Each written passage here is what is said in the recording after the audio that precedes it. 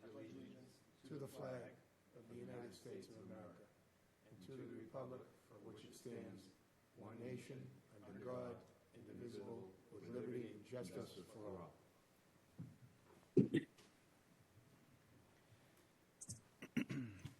Mr. Canty, if you'll read the governor's proclamation, and then we'll have the swearing-in ceremony of Mr. Golden, please. Thank you, Mr. Chairman. This meeting in Plymouth Select Board is being conducted in a hybrid format pursuant to modifications made to the open meeting law by the Legislature of the Commonwealth in response to the COVID-19 pandemic. Members of the public that wish to participate in this meeting may do so by joining us here at Town Hall. They may do so by joining us over the Zoom webinar that is posted on the website, or they may observe the meeting by watching on Comcast Channel 9 or Verizon Channel 47. Members of the public that wish to participate may participate in public comment as long as they make their presence known at the relevant time. And with that, I turn it back over to you. Thank you, Mr. Canty. Town Clerk, Kelly, would you like to swear in Mr. Golden?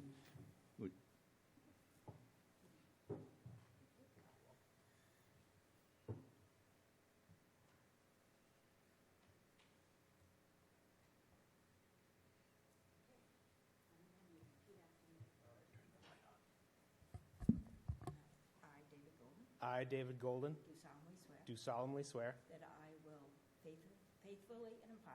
I will faithfully and impartially uphold the duties and responsibility as a select board member for the town of Plymouth according to our bylaws and charter, the laws of the Commonwealth, and the Constitution of the United States. So help me God. Congratulations. Thank you.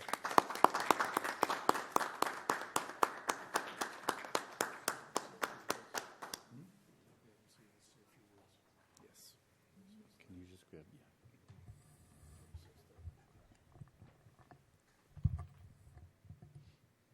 Anything else? Good idea, Charlie. Good ideas today.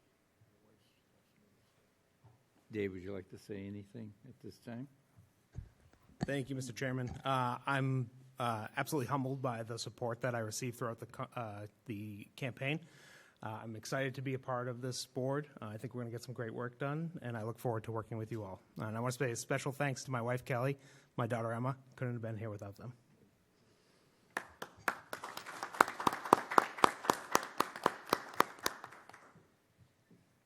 Okay, I guess we'll reorganize. Do we have any motions or candidates for chairman? Mr. Chair, Yes, Mr. Canty. I would make a motion to nominate Richard Quintal to be chair of the Plymouth Select Board. Second. Discussion? And Mr. Mahoney's joining us by remote. So, Mr. Mahoney? Yes. Mr. Golden? Yes. Mr. Bletzer? Yes. Mr. Canty? Yes. And myself, yes. And I just want to say a quick word. Thank you, all of yous. We're going to work as a team, and we're going to work for Team Plymouth. And I'm excited because we all bring something different to this board, and that's what's going to make it unique. And we're going to also reach out to other boards as we've all been committed, because we have a lot of issues going on with zoning, and so we need to start tackling that, whether it's through a land bank or whatever, all different things we've been hearing. So we'll put that on. I'm going to ask the town manager to please bring forward the goals from the past and bring them up so Dave can look at them and he can add to them, and we'll all do the same. So we'll get that for the next meeting. Then you can write down what you're interested in getting accomplished and go from there. No problem. Do we have a motion for vice chairman? I have a motion. I'd like to nominate Kevin Canty to remain as vice chairman. Kevin was a great asset last year as vice chairman, and I thought he did a fantastic job, and I'd like to keep him in that capacity. Second. Discussion? Mr. Mahoney? Yes. Mr. Golden? Yes. Mr. Bletzer? Yes. Mr. Canty? Yes. And myself, yes. That's also unanimous. Congratulations. Thank you, Mr. Chairman. Okay. At this time, would you read for our executive session, please? Sure.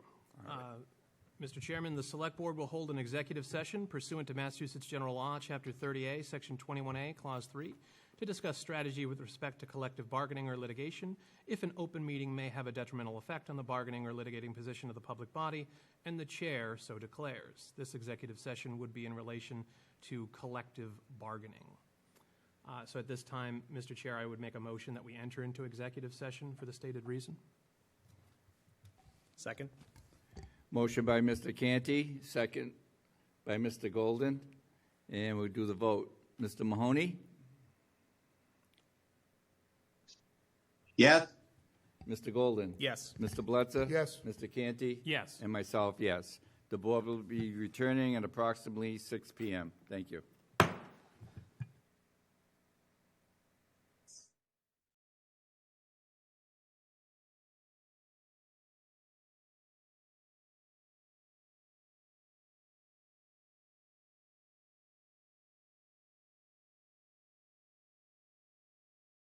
Welcome back to the Select Board meeting of May 21st, 2024. I do apologize sincerely for being a little on the late side. Things upstairs, the negotiations just went on a little longer than planned. That being said, we're going to go to the Plymouth Police Department swearing-in ceremony. Chief Flynn.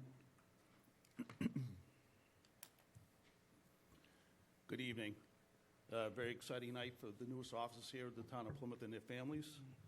I'd like to introduce Officer Matthew Carroll. Officer Carroll is a Plymouth resident. He's a graduate of the Notre Dame High School in Lawrenceville, New Jersey, and attended Mercer County Community College. He was formerly an arborist. Officer Chloe Humphreys, she's also a Plymouth resident. She's a graduate of Whitman-Hanson Regional High School and Assumption University. She was an HR intern with the Plymouth County Sheriff's Department. And finally, Stephen Taylor. Stephen also is a Plymouth resident. He graduated from Brookhaven, New York High School and the University of New Hampshire. He was formerly the dock master for Safe Harbor Marine in Plymouth. All these officers graduated from the Randolph Police Academy on May 10th. Right now, they are going through the in-house training, which includes all our policy procedures, general orders, and getting to learn all the different divisions within the department. So, without further ado, Clerk McElrath. Congratulations. If you could raise your right hand. Sorry. No. At the end of the swearing in, we'll be calling in their family members to pin them. That's okay. Raise your right hands. I state your name. Do solemnly swear that I will bear true faith and allegiance to and will uphold and defend the Constitution of the United States of America and the Constitution of the Commonwealth of Massachusetts, and that I will fairly and equitably execute the laws thereof within the extent of my authority and jurisdiction. So help me God. I state your name. Do solemnly swear that I will faithfully and impartially discharge and perform all the duties incumbent upon me as a police officer for the town of Plymouth Police Department, and I will obey and be bound by such rules and regulations as now are or may be from time to time established for the government of the town of Plymouth Police Department. So help me God. Last one. I state your name. Hereby accept the position of police officer in and for the town of Plymouth Police Department of the town of Plymouth. Congratulations.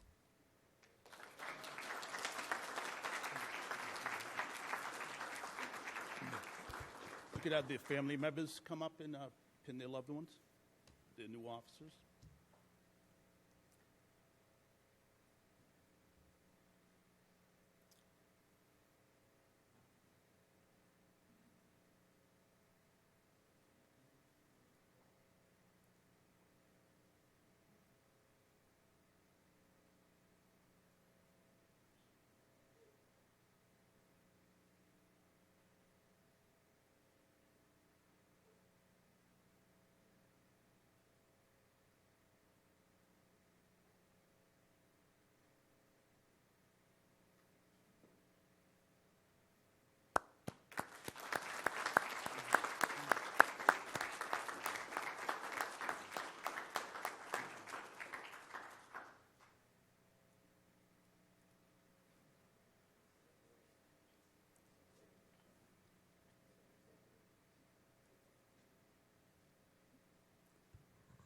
And that concludes my portion. Thank you very much for your time. Thanks, Chief.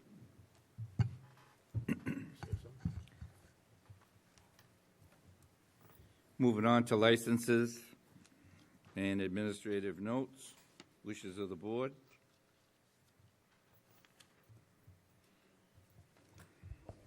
Yep. I'd like to separate one license. I have some questions. Okay. Which one, Charlie? Let me just look at it. Is it Mayflower? Yes, yes, the one-day wine and malt, the Mayflower Brewing Company at the Hedge Museum, So- Hedge House Garden. If no members of the board have questions on any of the other licenses, I would make a motion that we adopt the other licenses as a group, and then we come back to Mayflower, if that's acceptable. Sure, absolutely. Do I have a second? Second?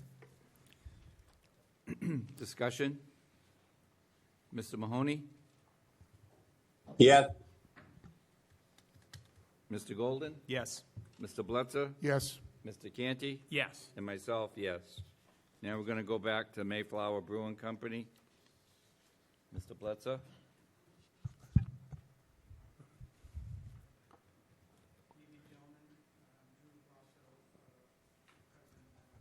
Brewing Company. Drew, how you doing? I have a question for you, and it's, I actually was hoping somebody from Hedge Museum was here too, so I could ask them, but I see you got, you're every weekend, June, July, August, and September, you're running a beer garden down there. And my question is it a fundraiser for Hedge House? So where does how much do you collect there, and how much goes to the fund, to the fundraiser, to the So, Hedge House? We have an agreement with the Hedge House that we give them 15% of the revenue. 15%? What does that come out to? I don't, It's really hard to know. It bounces all over the place every day. It's very dependent on weather and all kinds of things. We did this a couple of years ago, and we were able to raise, I can't remember the exact number off the top of my head, but several thousand dollars. the reason why I'm asking this, in what's your one-day license, is what, $50 for a one-day permit? I think that's right. So you give 28 permits, so it comes out to 1,400. Right. 1,400 for the permits. The reason why I've had some calls on it is we have about 45 liquor establishments within walking distance of Hedge House. And those are the busy months, a lot of people around, and you come down for the best hours, the best months. And I understand when you first started off doing it, I really didn't have a problem. But now there seems to be beer gardens everywhere.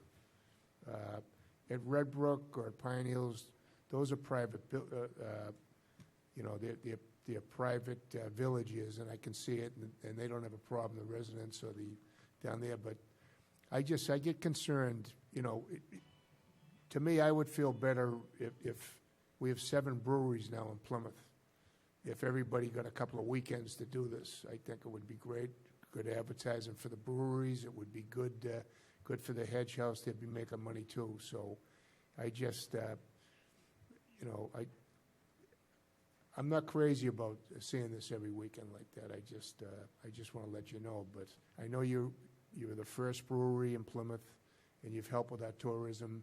You know, people love your beer, and I know as a formerly working in restaurants, we always recommended Mayflower because it was, what's the local beer? It was Mayflower. It was always Mayflower. Thanks. So May I share some Sure. thoughts about Yeah, that? yep. So we appreciate your view on all of that. And one of the things we've done since we started was we never really established anything in downtown Plymouth. We're out in the industrial park. Right. Because we didn't want to compete with our customers, who are the bars and restaurants Right. that support us in Which town. you are right now doing that, but, And so now that we have the beer garden there, we did this a couple of years ago when we did it with Hedge House before. We put out cards where people can scan the card and immediately get access to half a dozen or so local restaurants' menus, order food from them Right. while they're at the beer garden, Okay. get the food delivered to them I didn't know that. from I them. didn't So know we're that, trying to support I get it, okay, the good. other folks there. Good. Because we That's all, understand I what you're just had saying. concerns. I got some calls on it from some businesses in the area. Yep. And I'm sure they're watching tonight, and that's good to know that you're doing that. So, anyway, don't take this the wrong way, Drew. Not at all. You've done a great job for Plymouth, so. You need to look out for everybody. I Yeah, appreciate that. no, I do, so I don't want to think you're getting special treatment, but you were also the first one to do this too, and it was a great idea. And I see, what you do down Pine Hills, I know they love it down there. As a matter of fact, I talked to one of the restaurants right there, and they love it. They said you bring a ton of business in for their restaurant. Right. So they're all for it. So anyway, okay, thank you. You answered, You're welcome. I feel a lot better. Thank you, Drew. Thank you. Any other questions from any other members of the board at this time? If there are no other questions, I would solicit a motion for the approval of the Mayflower Brewing Company licenses as listed. I'll make that motion. Mr. Bletzer has moved. Do we have a second? Second. Mr. Golden has seconded. Any discussion as to the motion? Hearing and seeing none, I will call for the vote. Mr. Bletzer, how do you vote? I vote yes. Thank you. Mr. Golden? Yes. Thank you. Mr. Mahoney? Yes. Mr. Quintal? Yes. And myself, yes, it is unanimous. Thank you very much. Thank you, gentlemen. Mr. Chairman, the gavel is yours again. Thank you. Moving on to administrative notes. 1, 2, 3, 4, 5. Mr. Chairman, if there's no questions from any members of the board, I would make a motion that we approve the 5 administrative notes as a group. Second. Motion by Mr. Canty, second by Mr. Golden. Discussion? Mr. Golden? Yes. Mr. Bletzer? I vote yes. Mr. Canty? Yes. Mr. Mahoney? Yes. And myself, yes. Moving on to the Agriculture Commission appointments.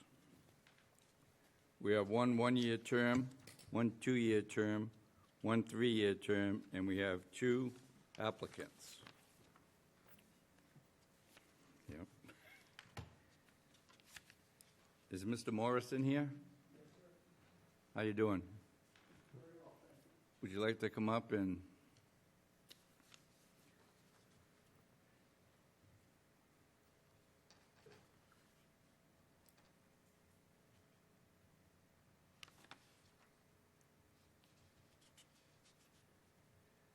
Walter Morrison, 9 Bloody Pond Road, former owner of Morrison's Home and Garden, and before that, Agway of Plymouth, and before that, also Agway of Sandwich. I've been involved in agriculture since I got out of UMass back in, if I have to confess, 1972.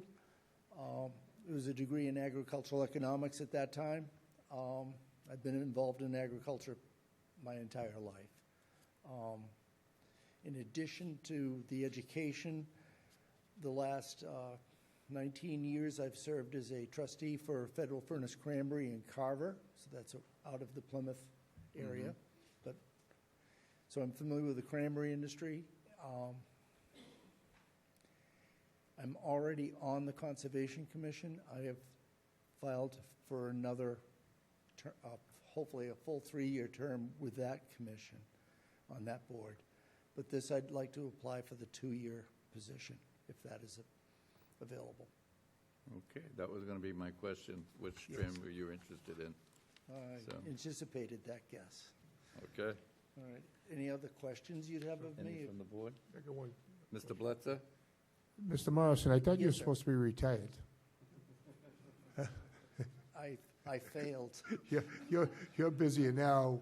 But and, now I have no conflicts. And so before I could never be involved, and now I have no financial conflict. You and get great credentials, you went to a great school, my cousin Yeah. went there, and you're an asset, and thank you for your volunteerism. Yeah, I thank you. appreciate it. We're lucky to have you. Thank you. You're welcome. Is Sarah Trainer in? No one on Zoom, right? Okay. Well, Mr. Morrison's here. He's answered the questions. He's looking forward to the 2-year term, so unless anybody objects or has any concerns, a wishing of the I'll board make the motion. for the 2-year term. Okay. Yes. Second? Motion by Mr. Blitzer, second by Mr. Golden. Discussion. Mr. Mahoney? Yes. Mr. Golden? Yes. Mr. Blitzer? Yes. Mr. Canty? Yes. And myself, yes. And thank you very much for helping out the town, Mr. Morrison. So what is the board's wish on Ms. Trainer? We have a 1-year term and we have a 3-year term up. I'd like to say something. Okay, please. This is the second time, I don't know who this woman is, but second time her name's been on a application and hasn't shown up at the meeting. So I can't vote. I say we just leave the positions open and re-advertise, yep. Because I can't support somebody that can't show up twice, so. Any comments from anyone else? John? No? No? Yeah, she can come into a future meeting. I'm more the appointer if she can make a future meeting. Okay, so that's the wish of the board? I say we re-advertise. Okay. Plymouth Area Chamber of Commerce, Public Art Display. Ms. Naples Hello, how are you? and Mr. Nolet, how are you? Welcome. Good. Amy Naples, Executive Director for the Plymouth Area Chamber of Commerce. And I'm Bob Nolet, Director of Operations for the Plymouth Area Chamber of Commerce. Thanks for having us here this evening. So we are here for 2 reasons. First of them being we are seeking approval for a 3rd public art installation. As you know, we have done 2 other very successful installations throughout Plymouth. The first one was our lobster crawl, which actually we launched in 2016, just a small typo. And then our scallop shell, which we launched in 2018 in anticipation of the Plymouth 400 celebration, which is actually here on display. I believe it's a beautiful centerpiece for tonight's meeting. And then in 2025, if approved. So we are coming before you, of course, for the 3rd time. So we would propose that we would feature approximately 30 of the unique structures sprinkled throughout town. They measure about 5 feet in tall, very similar to what you see here. They are sponsored by local businesses, and then they are painted and designed by local artists. The art is put on display, act as a wayfinding, so we're very strategic when placing them around town so that we can encourage people to go on the trail and check them all out. We know the economic impact has been very great from the success of the past 2 projects. And, sorry, do you mind going the next slide? Oh, it's me. Thank you. Awesome. So that's the project overview, and I know you've received the presentation prior to the meeting, so I'm not going to go into great detail. But, of course, this is something free, and something free is great to attract tourists, visitors, and just families. We did, during the previous installations, receive hundreds of phone calls from all over the state. We would get them from senior centers, from high schools for field trips. So it was a great activity, something free for not only kiddos, but for seniors and families as well. So this is just a little idea of kind of the different artwork that were featured around town. We found the lobsters to be kind of fun and unique. And the reason why we did them is because lobsters are such an important part of our community and has such rich heritage. They had really good personalities, and families really enjoyed them. And then the scallop shell we selected because the scallop shell is a sign of welcome. So we knew we were going to anticipate a number of visitors for the 400th celebration. So up here we have a proposed listing of the locations. These have been proposed or in the past have been approved. We haven't used all of them, but these ones are on town property. It doesn't include any art that will be on private property. And they can be scattered anywhere through North Plymouth, Cedarville. We really want to spread them out throughout the entire community, but these would be the town locations that we'd be seeking approval for. So Amy kind of touched upon it a little bit. Basically, the way it works is local businesses, community organizations, nonprofits, and individuals can sponsor the art installation. We then partner them and pair them up with local artists from our community that will then come up with a design that works for both the artist and the sponsor. The design is then reviewed in front of a committee just to make sure it's acceptable for the public and to be out for everyone to enjoy. And then they pick a location. So it's really a first come, first serve on how we do it. Who signs up first can pick their location, and that's how we typically do that. So the question we anticipated from you all would be the maintenance and liability of a project like this. So we will manage the maintenance, and we will be held responsible for all the upkeep, including graffiti, repairs, touch-ups wherever needed. There were many times that we did have to have an artist come in and touch up. The artwork is glazed, I guess you could say, painted clear by an auto, so it's just like a car. So as you can see, this clear coat, thank you, clear coat. And as you can see, that one is still shining so beautifully. But of course, we anticipate sometimes graffiti and other things that may happen to it, and we will take care of that. That also includes the installation of course, the artwork, as well as the concrete base that it sits on. So we work with a company, and they give us the required weight and everything of the concrete base, and it's quite heavy, so it can't just be taken away easily or tipped over or pushed over. So, of course, the liability, the Chamber of Commerce holds all risk and liability. We put, of course, the town on as additionally insured and all of that. Anything else to add for that? Let's see what else. So this is our proposed timeline. Pending we receive approval tonight, we're going to kick it off with the sales and promotion of it. It does take a little bit of time to reach out to the businesses, explain the process, get the artists lined up, and we hope to be ordering the art in the fall.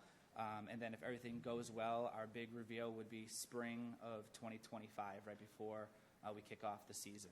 So it gives us a good timeline to get everything lined up for the artists to work on painting them and whatnot, getting them done over the winter. And then, all 29 have to be clear coated.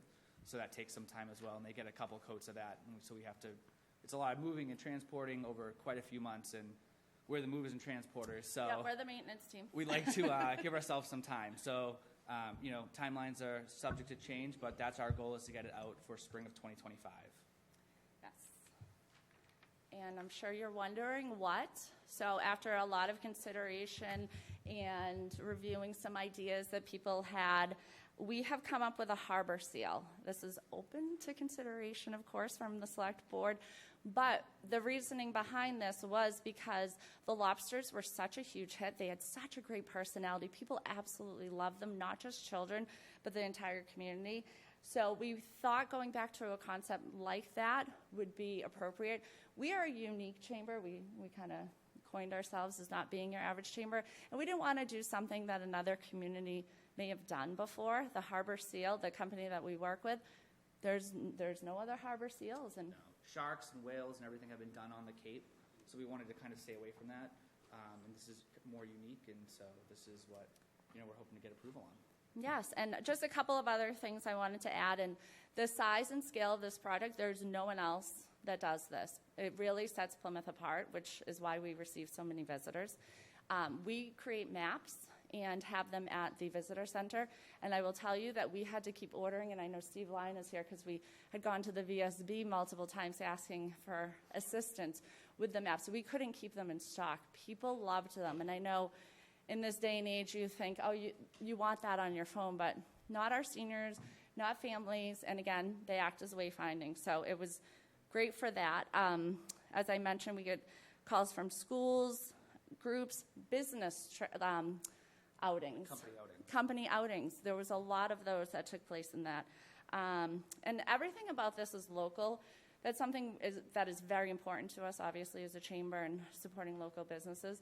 We use local companies, local concrete, local contractors, local maintenance crew, and of course, local artists. And we do pay the local artists. And of course, this is a free event, puts lots of smiles on people's faces. So that is, yes. Charlie, I'm ready for some questions. That's why I'm going to throw some at you. What is the cost of what's the cost of the artwork and the installation if somebody wanted, like, in other words, if a businessman wanted to get one for his business, how much would he? So what we're would that cost? pricing that out. Okay. Previously, at our for our other installations, it was $5,000 to own the artwork. So they, a lot of businesses you'll see, I'm trying to think, Cape Auto Body, you'll see there's a lobster outside of theirs. They own that, and then we had an option where you could lease it. So, and then we put it up for auction later, and that was $3,500. But as we know, we have had inflation since then. So we're not sure of all of the costs. Right. So once you get the price, you're going to try and advertise and try and get some people to buy these. And, Exactly. We'll have local businesses sponsor them. Now, how is it going to work? So they'll sponsor and put them on public property, some of our public spots. Some on public But and some on people are private. able to buy it for their business too and put it in there. Yes, Now, is it- exactly. yeah. And then there's a plaque. Actually, we have a plaque here, Derek. That is the name of the seal, per se, the artist name, and then the business it's sponsored by on each one of them. And they could be anywhere. We have shells down at Red Brook. We have At the Center for Active Living, right. so not just in the Yeah. downtown. No, I saw that, yeah. yep, No, and I love the seal. I mean, obviously, we have seals everywhere. Yeah. So it's a great idea. So Thanks, we Charlie. have a lot of generous people in Plymouth, a lot of generous businesses. We certainly do. We're So very how many lucky. are you anticipating you can get out there? So ironically, Bob kept saying 29, and that is because we had 29 for both. Yeah. It was just very ironic. It's not like we were like, we tried for 30. we tried for 30, 29 but one both short. times, so. Because we had to set a little deadline for ourselves as well. Right. Yeah, good. Well, good luck. Yeah, so we're hoping for 30 this time. Maybe it'll be 29, who knows? Well, it's a fun, it's certainly a fun project, and it's good for tourism, again, our number one industry. So anyway, I'm in favor. Thanks, Charlie. Any other comments or questions from the board? Mr. Golden. Thank you, Mr. Chairman. Thank you, folks, for being here tonight. The removal piece that you talk about in fall 2028, that's just from the public property, correct? Because there are still lobsters around town hanging out. Exactly. Okay. Is the intention that you'll come back with another proposal in a few knows? years? If we have it in us. It is a lot, because as a nonprofit, certainly this kind of falls on us, and recruitment of family, my dad, things like that. We usually have to get some hands on deck. So, yeah, I mean, who knows? It's been a while since we did the shell, so we were ready for another. Well, I have a 5-year-old, and she absolutely adores these, so I I'm know very her much well. looking forward to seeing them. Thank you. Thanks. Any other questions or comments from the board? I just have to say I'm a little saddened that you didn't do a little dance and a song here. I see you on Facebook. Oh, really? I was really, Would you like me to? No, I'm just kidding. well, next time, yeah. The wish of the board? Make a motion that we approve the public art display proposal. I'll second that. Motion by Mr. Canty, second by Mr. Bletzer. Discussion? Mr. Mahoney? Yes. Mr. Golden? Yes. Mr. Bletzer? I vote yes. Mr. Canty? Yes. And myself, yes. Thank you. Good luck and thank you. Thank you. So I have one more item. Okay. Sorry to hold this all up, but as I have mentioned multiple times, we do have a shell here. So I want to read the letter. I believe it was sent to you. On behalf of the Plymouth Area Chamber of Commerce, we are honored to present the town of Plymouth with the beloved Season Greetings Scallop Shell. We hope this beautiful piece will find a home in Town Hall where it can be enjoyed by generations to come. This priceless piece of art was created to celebrate Plymouth's 400th anniversary and was part of the Scallop Roll, a unique public art display featuring 28 other shells throughout Plymouth. It was positioned in the heart of our stunning waterfront.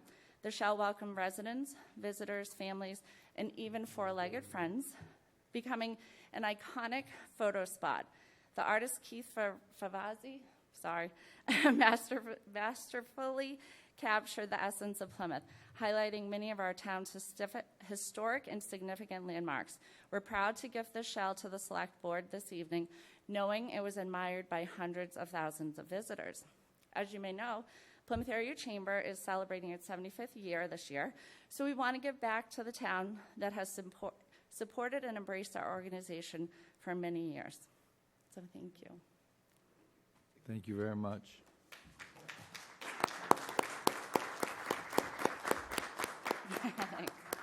I'd make a motion that we accept the gift of the scallop shell. I'll second that motion. Motion by Mr. Canty, second by Mr. Bletzer. Discussion? Mr. Mahoney?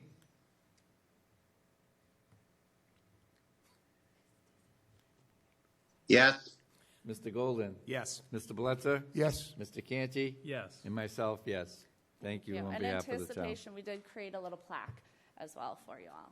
Thank you. Thank Thank you you. very much. Thank you.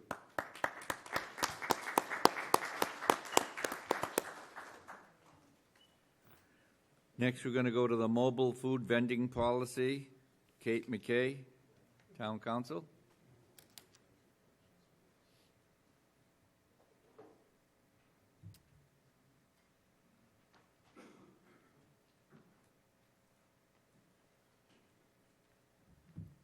Good evening. There's a mobile food vending operations policy that is in your packet. It is a revision of an old policy.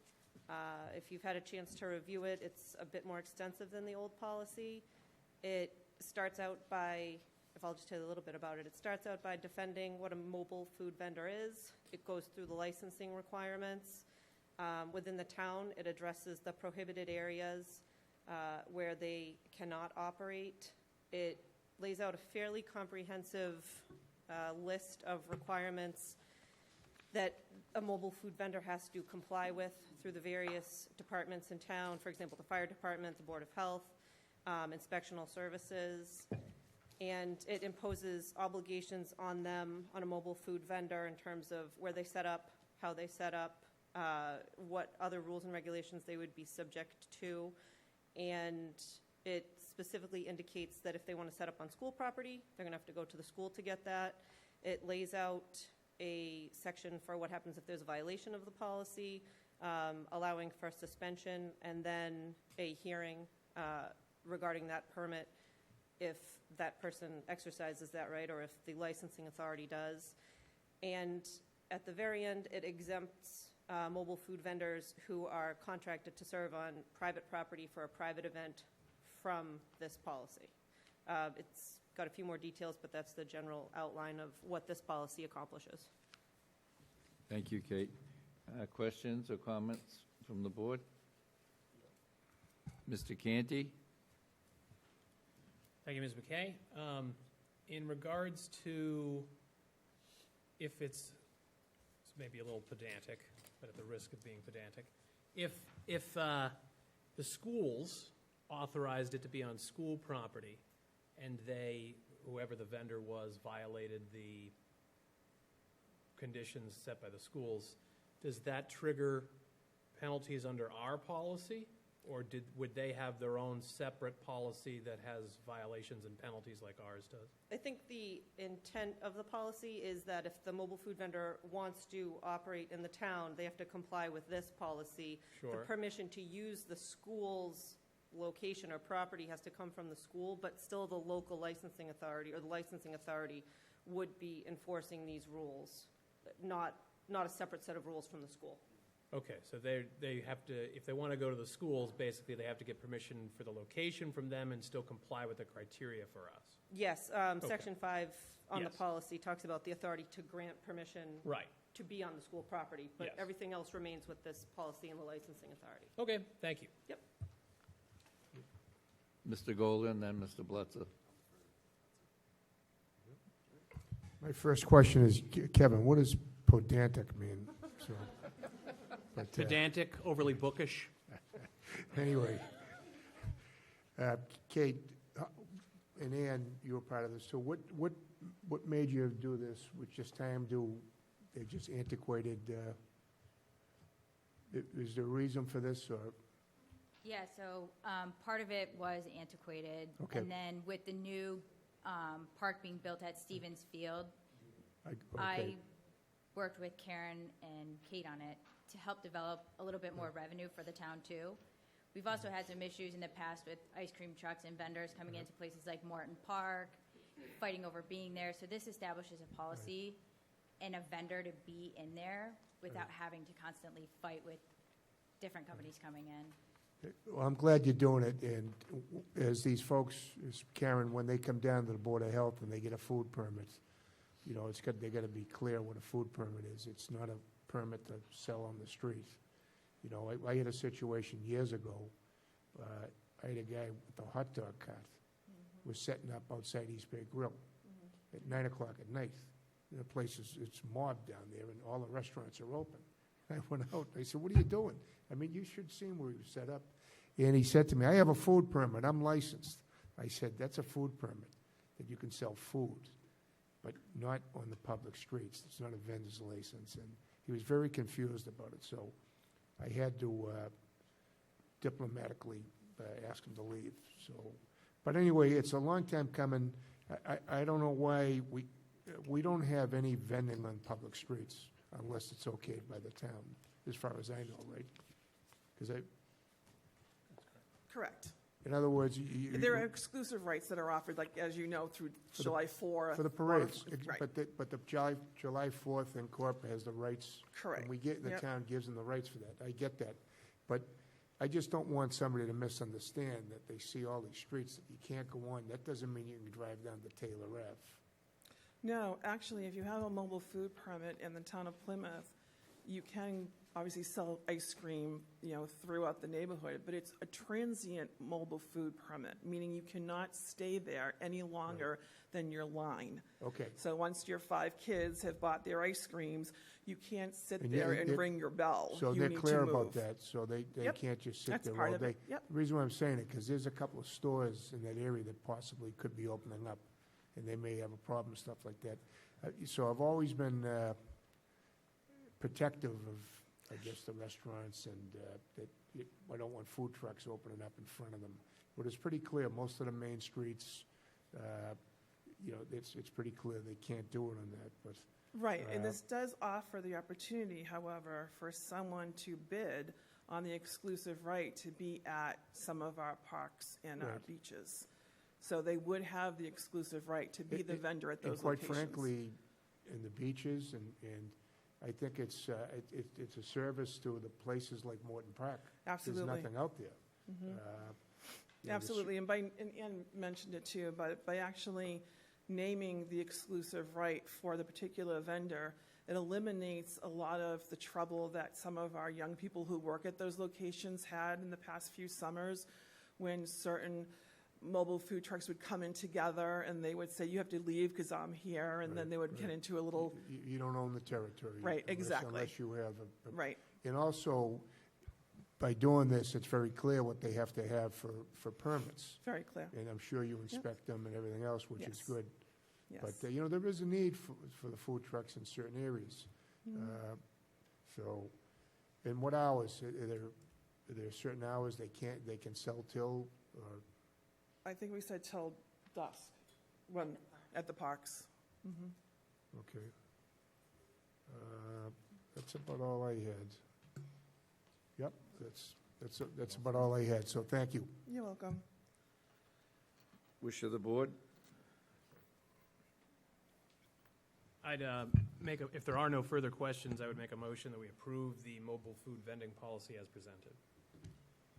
I'll second it. Motion by Mr. Canty, second by Mr. Blitzer. Discussion?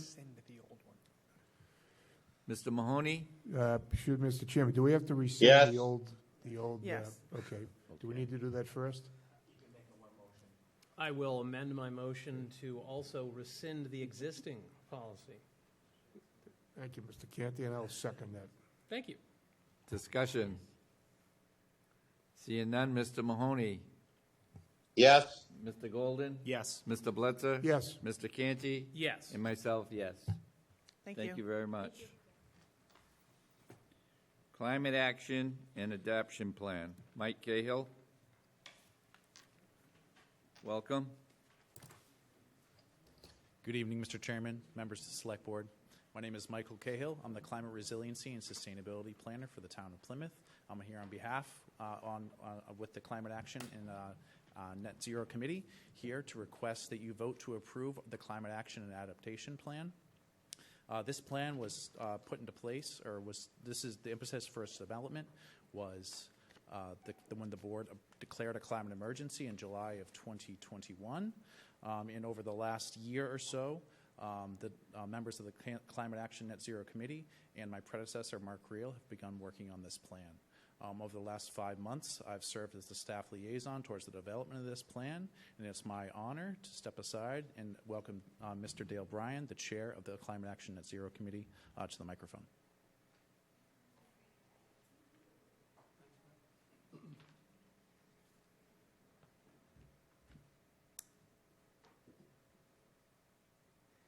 Good evening.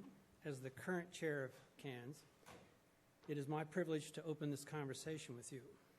Let me start, though, by asking the CANS appointed members and the dedicated volunteers to please stand and be seen, if not recognized by name, for those of you that have been working on this. Thank you very much. Part included, thank you so much. On behalf of them, and with support from various community nonprofits, business and public health organizations, a wide array of involved residents and various town personnel.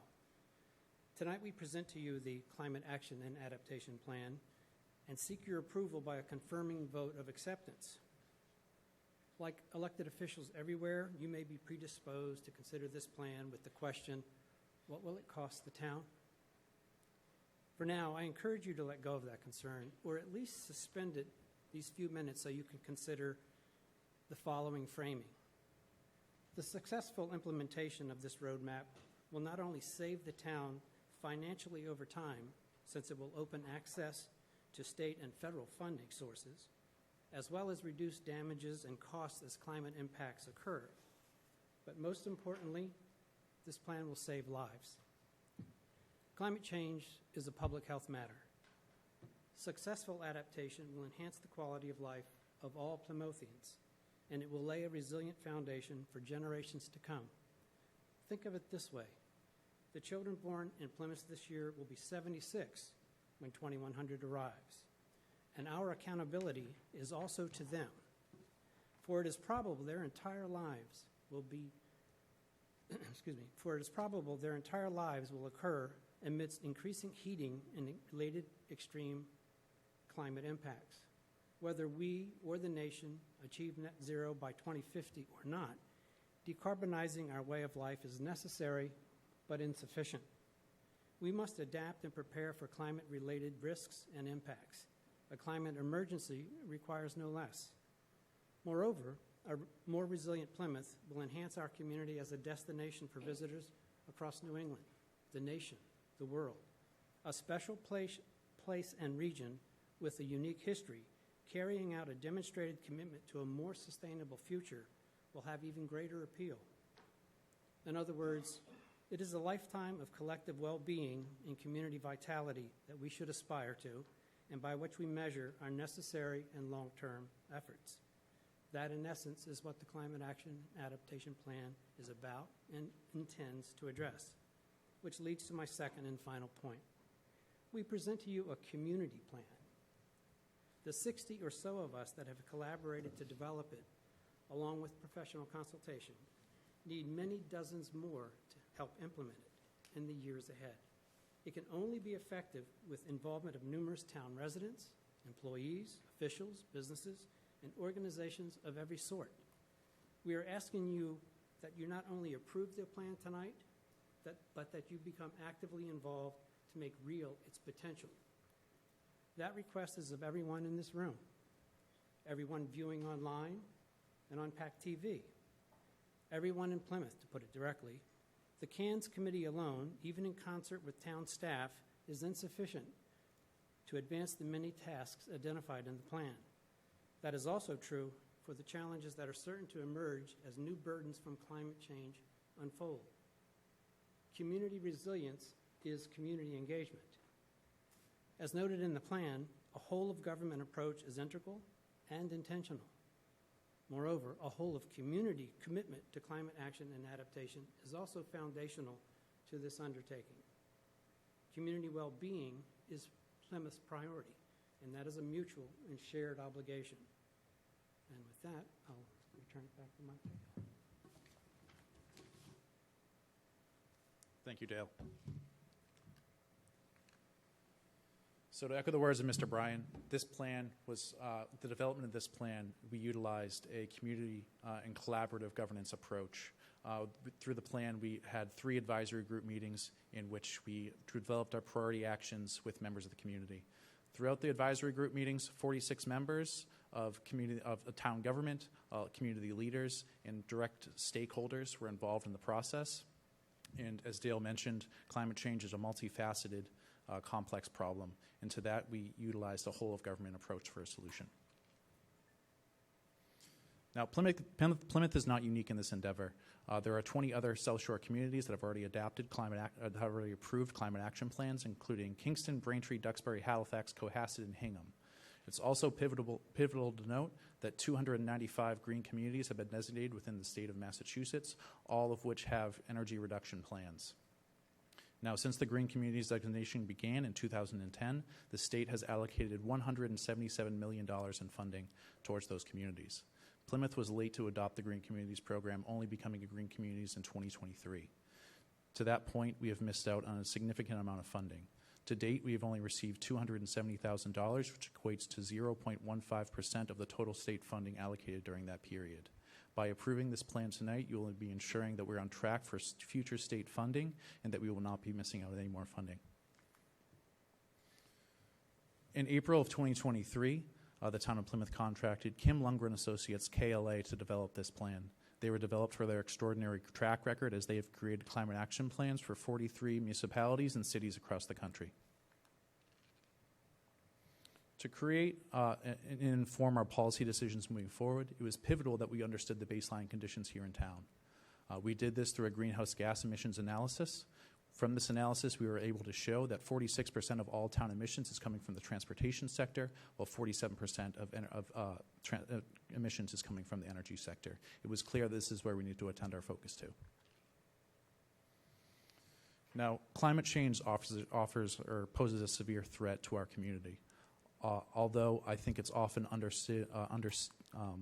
undersold the opportunities that are available to Plymouth by addressing climate change.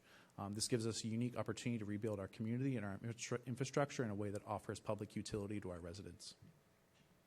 The Climate Action Plan is intended to serve as a roadmap for the next 10 to 15 years, highlighting the opportunities available to Plymouth and safeguarding the unique features and characteristics that make Plymouth the great home that it is. Throughout the plan, we have identified 62 priority actions falling within 5 areas of focus: building, energy and infrastructure, natural systems, health, safety and preparedness, transportation, and waste. To highlight the multi-dimensional benefits of this plan, we have selected one action within each focus area to identify. Building, energy and infrastructure, Action BEI 2.2A. Identify opportunities for microgrids and energy storage for critical facilities. A microgrid is a small-scale electrical network able to provide local generation and control capabilities to meet a local energy demand. Usually microgrids are run with renewable energy sources, and they're able to provide power to specific buildings or developments. With the extreme weather events associated with climate change becoming more and more extreme, having the ability to offer localized microgrids for critical infrastructure that is decentralized, meaning is not reliant on a central energy source or transportation network, we will be able to ensure that our community is more resilient, providing critical public services to community members in the case of emergency situations. We're beginning to identify the feasibility of microgrids at critical infrastructure points to ensure that operations, maintenance, and shelter capabilities remain in place in the case of critical power outages. Natural systems, Action NS 2.2B. Publicly promote maritime businesses that use sustainable harvesting and ecosystem management practices, including shellfish, oysters, kelp farming industries. Working with the Plymouth Foundation, the town of Plymouth has begun to promote blue economy development in town. Blue economy can be commonly known as maritime industry or any enterprises that encapsulate ocean environments. Currently, the South Shore has a robust blue economy offering jobs to 23,000 residents in Massachusetts and generating $731 million in annual wages. What's unique about this industry is that they provide environmental co-benefits or spillovers, which can be used to ameliorate environmental problems in town. Through the development and promotion of public-private partnerships with these high-growth, environmentally beneficial industries, we can create jobs for high-paying jobs for residents, improve the economic vitality in town, and improve environmental conditions. Health, safety, and preparedness, Action HSP 2.1D, develop a shoreline protection plan to address coastal shoreline protection. One of Plymouth's undeniable strengths is our accessibility to and availability of coastal resources. In Plymouth, we have 37 miles of coastline, which offer unique recreational and economic opportunities for residents.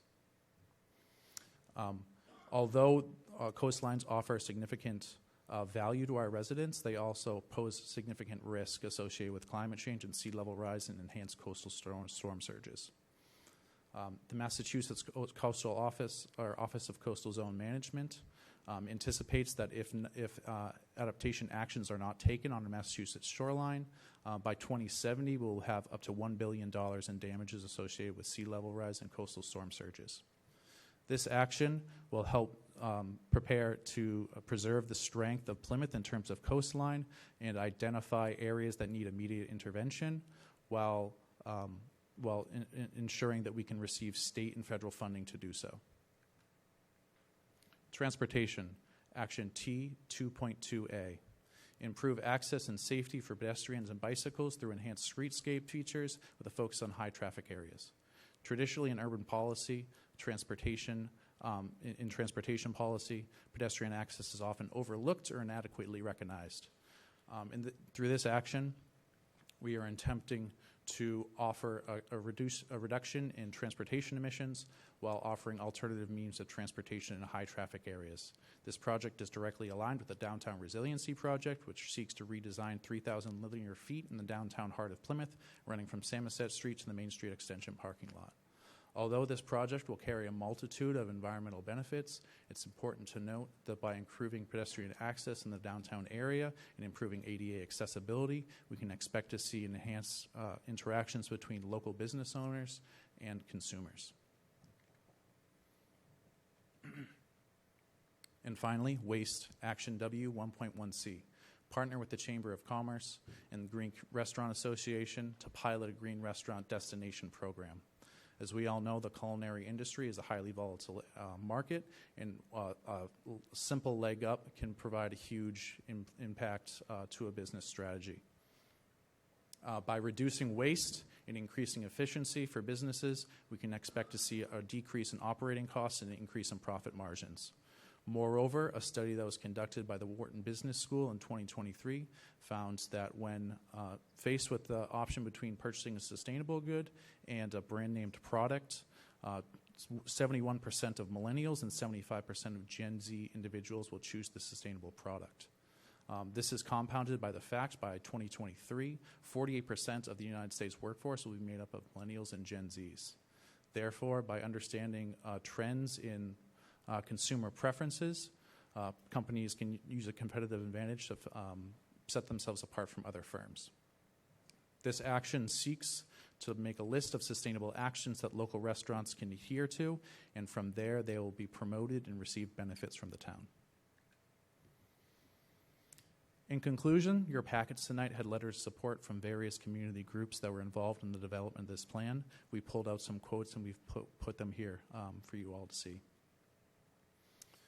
The best policies are built on strong scientific and economic data. And through this plan, we have not only looked at the environmental and risks and opportunities, but we have also highlighted the economic and social ones. If you vote to approve this plan tonight, you'll be ensuring that we have state and federal funding opportunities available to us, decreasing the burden on taxpayers for infrastructure investments. You'll be increasing the opportunities for the economic and social opportunities for residents. And you'll also be safeguarding the unique characteristics and features that make Plymouth so unique. Thank you, and we hope you vote to approve this plan. Any questions from the board or comments from Mr. Cahill? Mr. Canty? Thank you, Mr. Cahill, and thank you to everybody that worked on the plan. If there were a particular action item that the board had an issue with, what would be our recourse as opposed to just a straight up and down vote of yes or no? So this is an aspirational plan. This is a plan that we will use to inform our policies going forward, but every grant or every funding request will still have to come before the board and receive approval. So by green-lighting this plan, you're not green-lighting everything in the approval. You'll still have control over funding, obviously, going forward. So if we wanted to change the wording, for example, on a particular action, that's something we could do at this stage, or we would just later on in the process choose to either do or not do a specific request as it comes before us, or both? So we fully intend this to be a living document that's going to be living and growing with us. As we're going through actions, we intend to check things off, and if there's amendments that need to be made for different characteristics and changes that have happened throughout town through that period, we're fully willing to make amendments to the plan as well. Okay, thank you. John, did you have a question? No? No, sorry, Mr. Chairman, no. Okay, thanks. I have- Mr. Blutzer? Yeah, Mike, I have a question. You talked about benefits.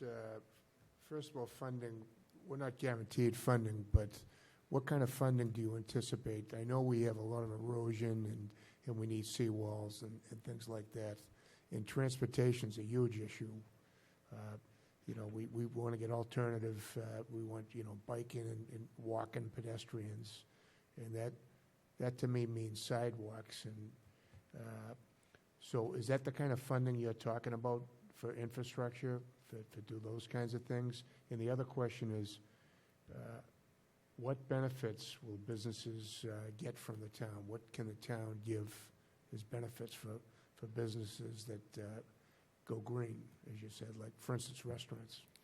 So to your first question, there are various state and federal pots of funding available.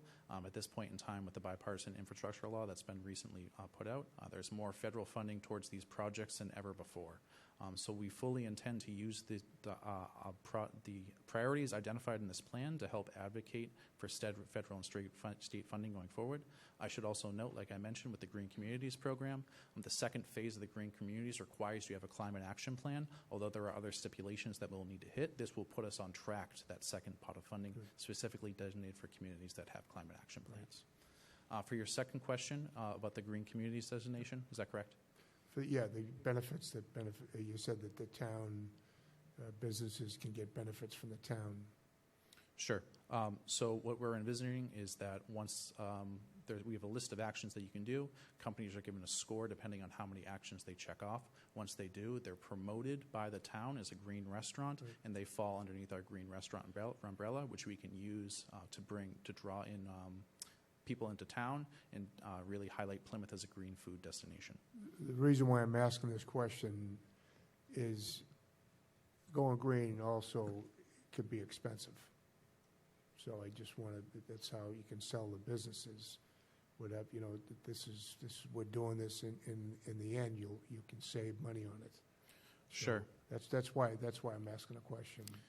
Yeah, and the list will have smaller actions as well. There will be bigger actions that will give you more points, and there will be smaller actions that companies can easily check off as so maybe not serving water when a person initially sits down, using reusable packaging on their goods that they're sending out, or buying fish from local fishers and aquaculturists. Right. So, okay, great. Thank you. Mr. Golden? Thank you, Mr. Chairman. Thank you for being here tonight, Mr. Cahill. The chairman mentioned earlier tonight that he would like for us to suspend our question about what the cost it will be for citizens. Your presentation, temporarily, yes, he did say temporarily. Your presentation was great. You are an excellent presenter, I will add. There are frankly a lot more elements of this plan than were highlighted here tonight. And I think that they warrant further discussion and a deeper dive in front of the community. I have particular concerns about, buildings and energy and infrastructure in the transportation section. Will these strategies result in, for example, a higher cost to real estate? You talk about, ensuring that new builds take into account carbon reduction strategies. That, to Mr. Bletzer's point, could be costly for folks who are building those, and therefore costly to those who will then buy them. Under transportation, are we talking about bike lanes in North Plymouth where roads are already pretty narrow? So I want to have a deeper discussion, I think, about these things before adopting this strategy. I'm happy to. I think it should include what the cost to the taxpayer may be, but to the chairman's point as well, what the long-term benefits and cost savings could be for those folks. If I could respond to that. Yeah, go ahead. Yeah, Mike, I'm sorry, go ahead. In terms of building improvements, we have met with inspectional services, both the director and all the inspectors. What we would love to do when it comes to building retrofits is set up a pilot program here in Plymouth so we can fully evaluate the costs to get buildings to the proposed thresholds that are at the state level to meet the specialized stretch code, and also to determine the total cost that it will take to get there. So we're already starting to think about some of these questions, but to Mr. Brian's point earlier, there is no cost in approving this plan tonight. The cost will be with the actions going forward. And I think, I think Mr. Golden's concern is one of our biggest problems at Plymouth that you hear all the time is affordable housing. So the more expensive it takes to build a house, the more expensive it is to sell a house, and the less affordable it is. That's why there is a concern there with that. So I know there's people out there that have plans to build smaller houses and villages that might be more cost effective, and we have to listen to those people too. But it's got to be affordable to build. So, but anyway, thank you. Any other questions or comments from the board? Do you want to come up? Sure, come on. I think I would try to address both Mr. Canty and Mr. Golden this way. One of the working structures that we have intended for this project is to have groups of members of the committee, working groups of residents, working groups of officials and business leaders in each of these areas. And so to the notion of the deep dive, more input into what is going to happen, it's not going to be 10 of us that make that decision. 60 of us already have been involved in this, and what we hope to be able to do is have many, many, many more voices at the table as to what our priorities could be, what our choices will be, and that will give, as Mike had said, this will be coming back to you on almost in every turn, especially when we're asking for money. The funding streams that are going to be available to us are only open to us with this plan's approval. Now, that may not be true for every funding stream, but I think for the significant ones from the state, that's the next step that we would need to take. So the cost factor, it's coming, but to Charlie's point, prices are going up regardless, housing and the like. So it's not going to be driven by one thing, one area of this plan around housing costs. 61 other items in there are going to require other kinds of contributions from the community with the intent over time to lower the costs of impact that's coming.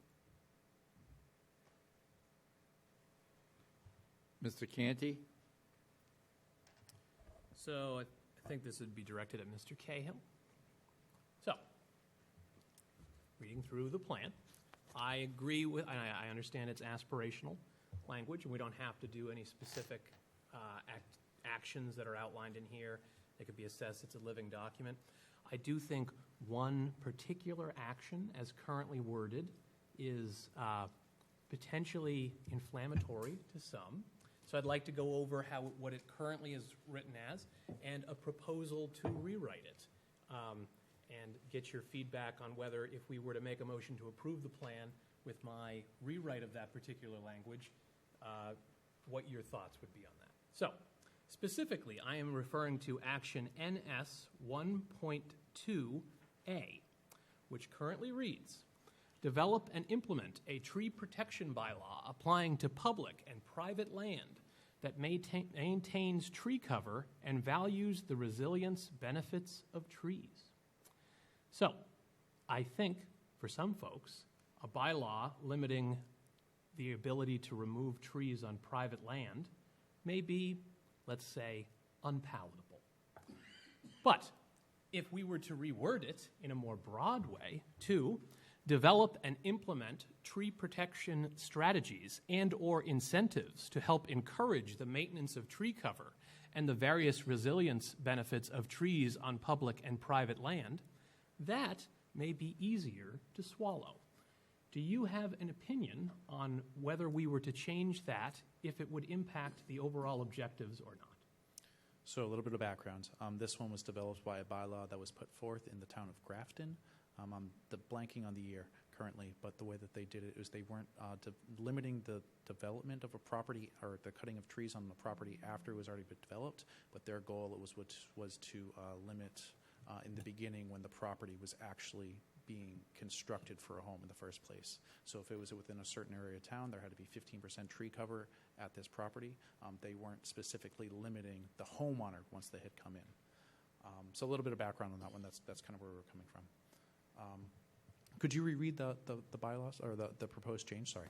Sure. So my proposed change would be to rewrite it to develop and implement tree protection strategies and/or incentives to help encourage the maintenance of tree cover and the various resilience benefits of trees on public and private land. Because my concern is that some people will read it as currently written and think that you're trying to take away their rights to do what they want on the property that they own, and that you're going to lose some people that way. And I think the way we're wording this, a future board could still pass a bylaw like what you're suggesting, but it doesn't direct that in that way, and it is more broad, and we could look at ways to actually encourage people to just do the right thing without feeling like they're being forced to do it. Sure, and I think that's appropriate. With a policy background, I strongly believe that a carrot always is a much more better motivator than a stick. And more palatable. Correct. And any time that we can offer incentives, I think that's probably the most appropriate way to do so. Thank you. Any other questions or comments from Mr. Golden? Thank you, Mr. Chairman. Mr. Cahill, are other communities' action plans this detailed? To Yes. Mr. Canty's point? Yes, they are. And KLA has made, like I said, 43 other action plans across the country. Quite a few of those are have taken place in the state. I don't have the numbers in front of me, but I know off the top of my head, New Bedford and Salem have both used KLA for their plans. Yeah, I just think you said that this is an aspirational plan, and if it is truly aspirational, I think, to Mr. Canty's point, broader terms makes better sense. Any other comments from the board? Questions? Seeing none, I'll bring it back to the board. Mr. Canty? I would make a motion that we approve the plan as presented, however, with one exception, being that we amend Action NS 1.2A to read, develop and implement tree protection strategies and/or incentives to help encourage the maintenance of tree cover and the various resilience benefits of trees on public and private land, instead of what it reads in the document that we were provided. I'll second. Motion by Mr. Canty, second by Mr. Golden. Discussion, Mr. Canty? Thank you, Mr. Chairman. So I think that I've read through all the action plans, and I think that are the proposals. I think that several of them are broadly written enough to be aspirational in the way that Mr. Golden was alluding to, and I think are also broad enough that they can develop as climate change impacts are being felt. We have some idea of how that's going to look for us, but we don't know all of how that's going to play out. We don't know if some of the partial mitigation that we're doing, that the state's doing, federal, even larger, will have an impact on that. But I think a lot of them are workable. I just think this particular one, as particularly written, would rile some people in the wrong way, and I think part of this is, there's a lot of people in the community, I know many of them, that are very concerned about climate change. I'm concerned about climate change.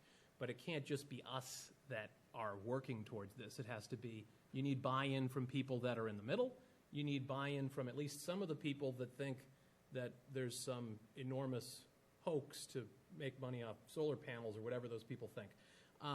But you need to be able to move those people onto the side of working with us, or at least not working against us, to address these issues. So that's why just that particular phrasing that was used, I just think should be massaged a little bit so that it goes down a little easier. So that's my proposal on that, but I think that the other language is written in a way that I think is sufficiently palatable to folks.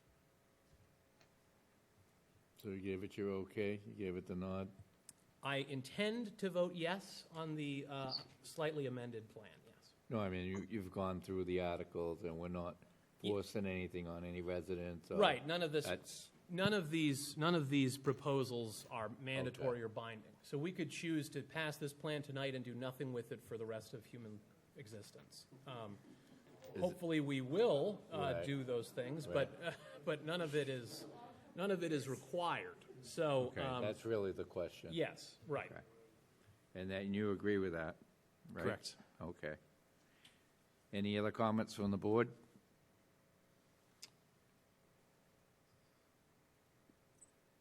You made the motion. I did. And did you get second? Was Mr. Golden? Mr. Golden seconded. I'm yes. getting it now. Okay. Mr. Mahoney? Yes. Mr. Golden? No. Mr. Blutzer? Yes. Mr. Canty? Yes. And myself, yes. Thank you. Thank you very much for all the work that you've all done. Yes. Department of Public Works Road Program 2024. Mr. Coyle and Mr. Downey's here. Okay. Thank you. Good evening. Bill Coyle, DPW Director. I'd like to give him an opportunity to leave.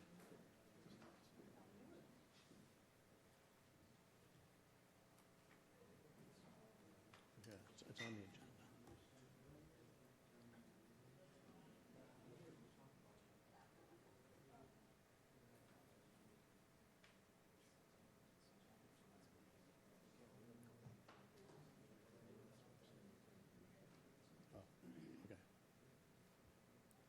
Good evening. Bill Coyle, DPW Director.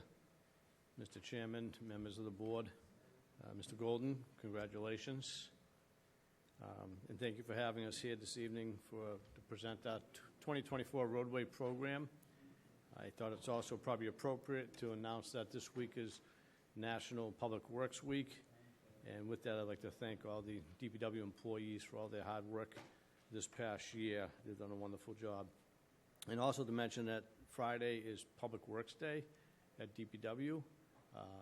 It's a 159 Camelot Drive from 10 to 2 p.m.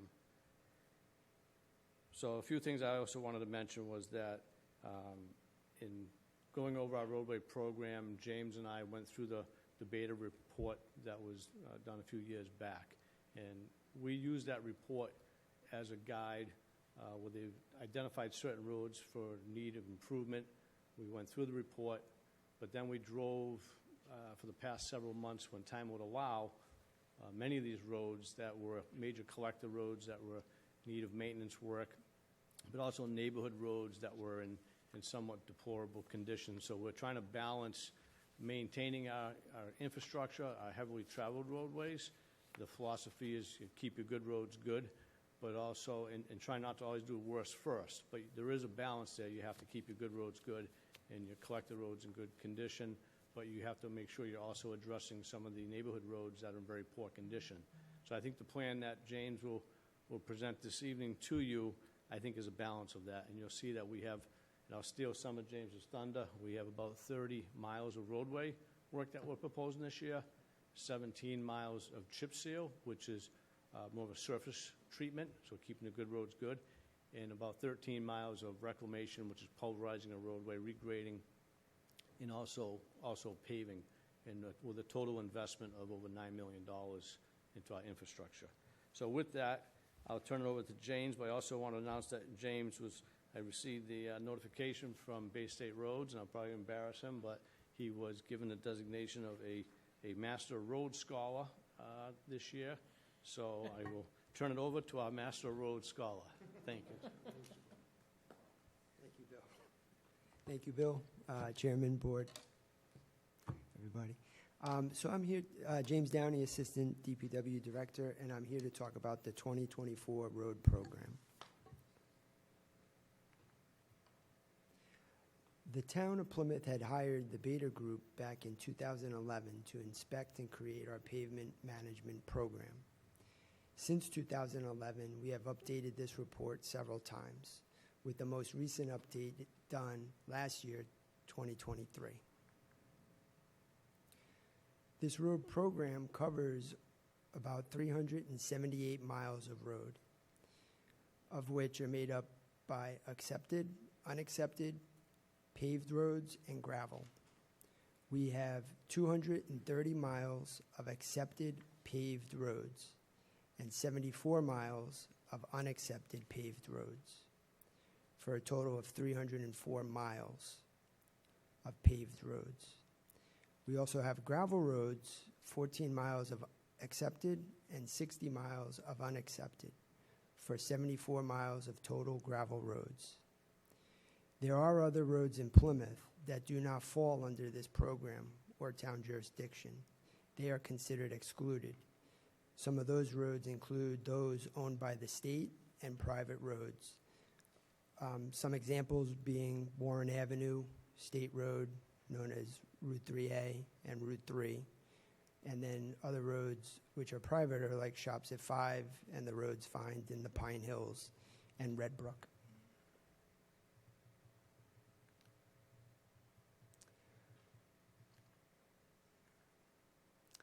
Upon completion of the most recent update, the overall RSR, which stands for the Road Surface Rating, for Plymouth roadway network was 68.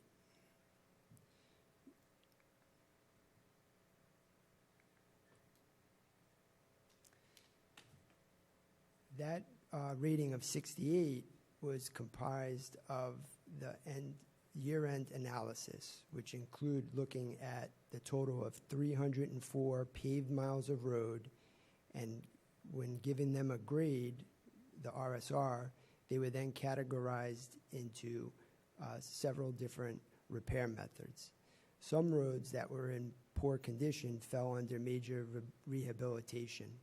Some fell under minor rehabilitation, and others fell either in preventative or routine maintenance. Once those roads were put into those categories, we also had developed some average unit cost to calculate total backlog of work if we were to redo all the roads in Plymouth. If you looked at the total 304 miles of road and did an appropriate treatment on each, it would cost us over $133 million.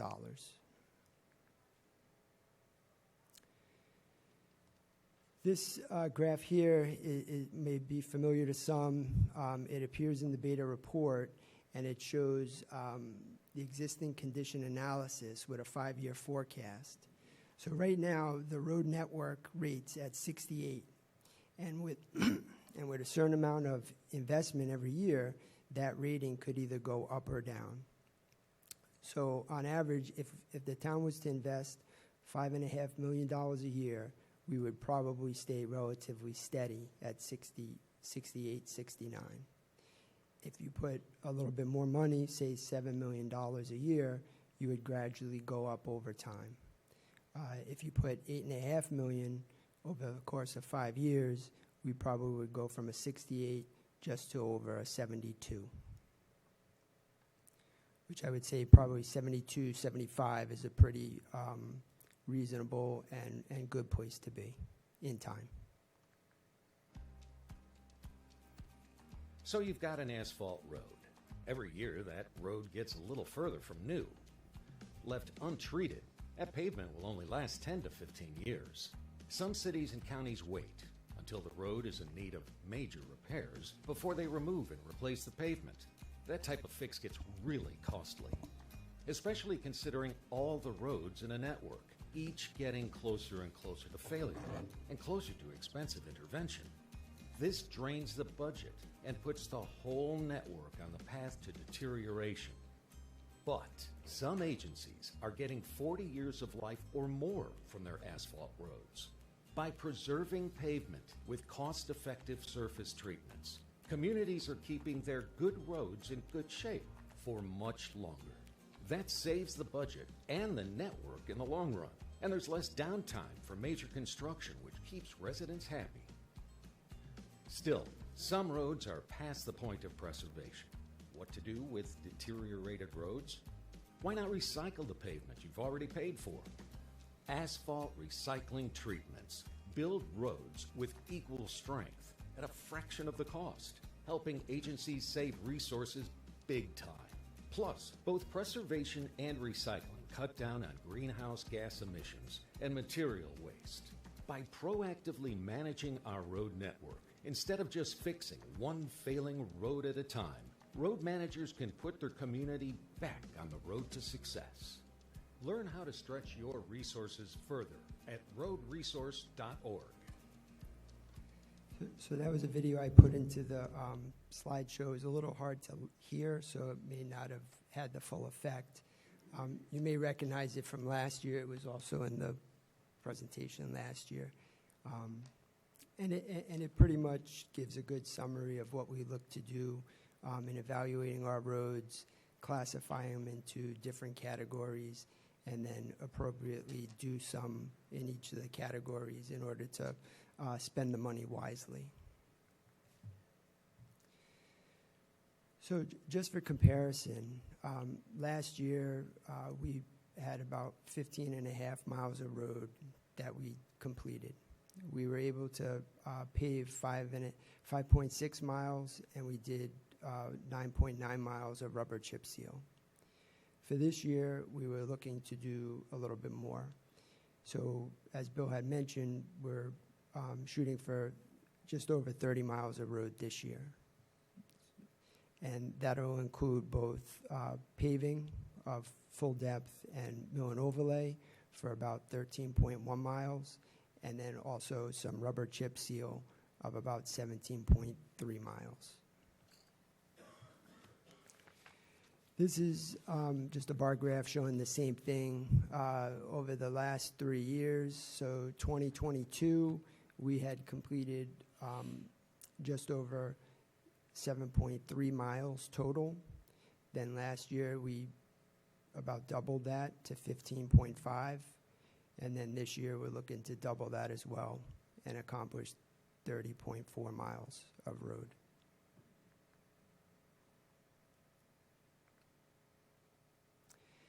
This here, it's hard to see, but we do have it on our web page. We do produce a GIS map that shows the roads that we've done throughout town. We do try to do roads in every district as well as every category, and then this kind of gives you a visualization of those roads. So we have several different maps. This one here shows the roads that we've recently completed and will do this year. And then we also have other maps that show the condition of the existing pavement. But as far as this year's program, the total anticipated funding is just over $9 million. So we anticipate $9,153,101.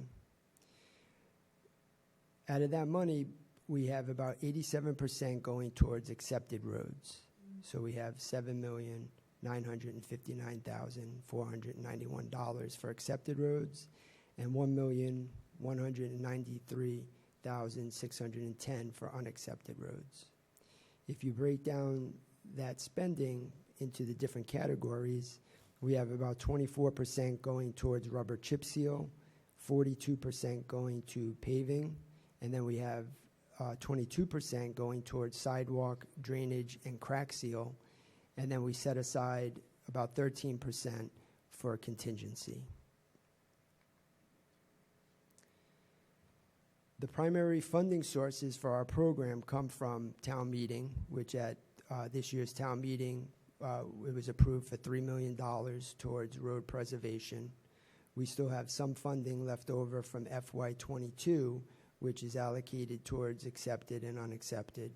And we also have an old article for gravel roads that we've used some, and we will look to use the rest this year, along with our Chapter 90 funding, which this year we're looking at getting $1,591,041, and we have a carryover of Chapter 90 of $2,749,440.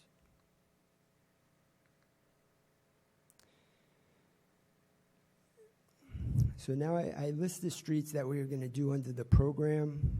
There's quite a lot of streets, and we will post this online. I'll read some of them.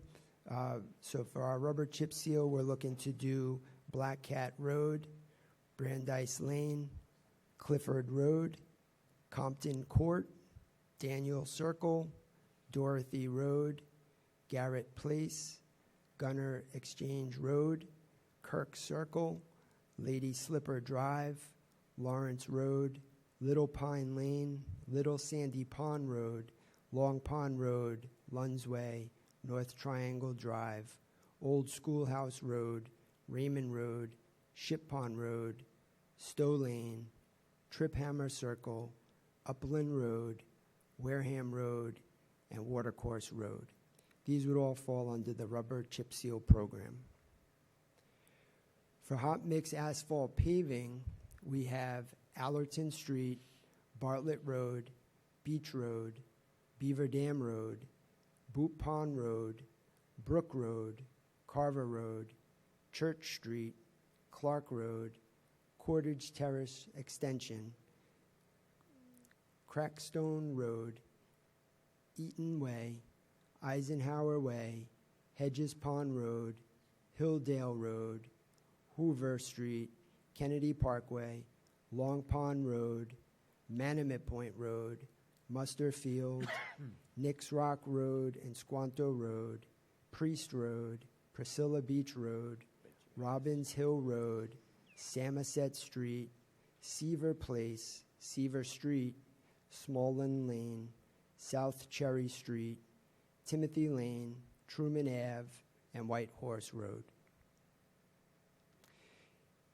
Here I provide an example of Bupon Road from a prior year. That was the existing condition, followed by the after photo. Nooks Rock Road, the before, the after.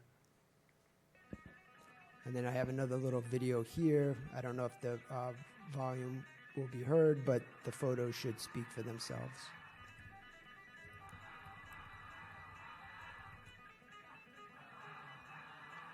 And this video is for the asphalt paving.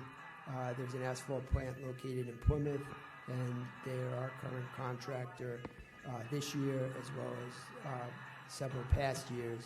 And this just shows them operating from their plant to a local job, which we'll be showing next.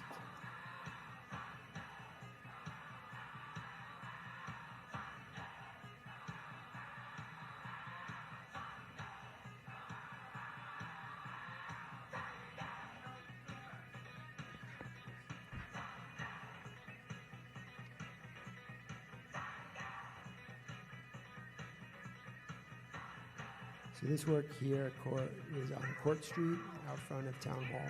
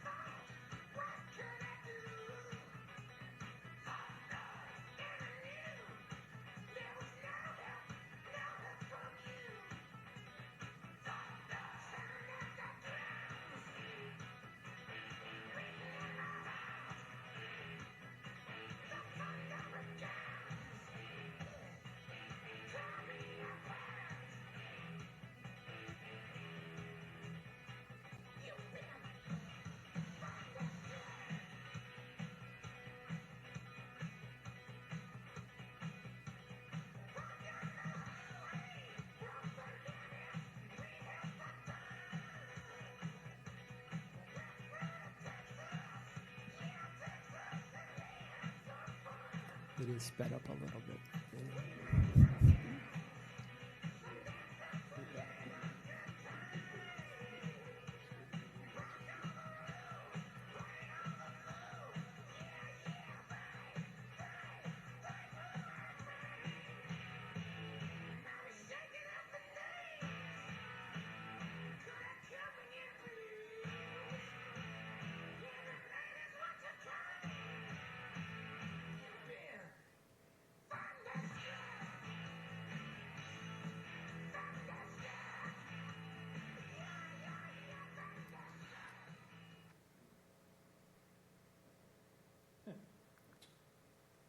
And that ends the presentation.